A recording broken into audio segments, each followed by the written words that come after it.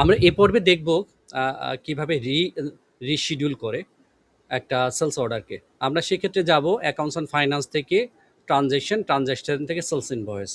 এরপরে এসে এই ল্যান্ডিং পেজে এসে আমরা যে সেলস ইনভয়েসকে আমরা রিশিডিউল করতে চাচ্ছি, সেই রিশিডিউলের জন্য ধরি আমরা এটাকেই আমরা রিশিডিউল করতে চাই। এটার আপনার আগে আপনার কোনো একটা ইনস্টলমেন্ট দেওয়া ছিল, সাইজ দেওয়া ছিল এবং ডেট দেওয়া ছিল। এটাকে আমরা যে কাজটা করব, যে এটাকে সিলেকশন করে এডিট বাটনে যাব। এডিট বাটনে গিয়ে এখানে তার ল্যান্ডিং পেজে তার ইনফরমেশনগুলো শো করবে, যে সেলস ইনভয়েসটা আমরা করেছি। এখানে সম্ভবত প্রাইসটা যেটা দেওয়া আছে সেটাই আমরা এখানে নিয়ে নিলাম। এরপরে আমরা যাব মেইন ট্যাব ইনস্টলমেন্ট। এখানে এসে যদি কোনো ডাউন পেমেন্ট থেকে থাকে সেটা দিবেন, অথবা যদি না থাকে না থাকবে। সেক্ষেত্রে আমাদের এখানে নাম্বার অফ ইনস্টলমেন্ট আগে ধরেন 24টা ছিল, এখন সেখানে আপনারা চাচ্ছেন 12টা আপনাকে এখানে দিয়ে দেবেন।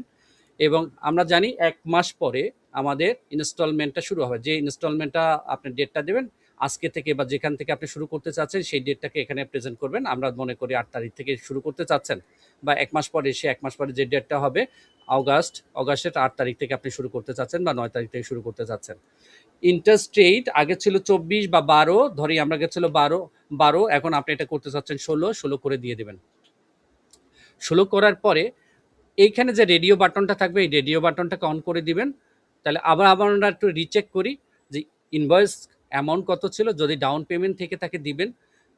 তারপরে আমাদের চেকের জায়গাটা আছে নাম্বার অফ ইনস্টলমেন্ট, নতুন করে আগে ছিল 24টা বা 16টা, নতুন করে দিতে যাচ্ছি সেটাকে 12টা। আমার কোন তারিখে আমার ইনস্টলমেন্টটা শুরু হবে সেই ডেটটা আমরা দিয়ে দেব। ইন্টারেস্ট রেটটা আগে ছিল ধরেন 12% বা 10%, 11%, যেটাই থাকুক কেন, নতুন করে যে রিশিডিউল ইন্টারেস্ট রেট হবে সেটা হলো যে 16%। এরপরে আমাদের রেডিও বাটনটাকে অফ থাকবে, রেডিও বাটনটাকে অন করে দেব। এবং এখান থেকে সমস্ত অ্যাক্টিভিটিস কমপ্লিট হয়ে গেলে পরে আমরা চেক করার পর আমরা ক্রিয়েট ইনস্টলমেন্ট প্ল্যান এটা ক্লিক করলে পরে তখন নতুন করে আপনার যে ক্যালকুলেশনটা হবে সেটা এখানে শো করবে।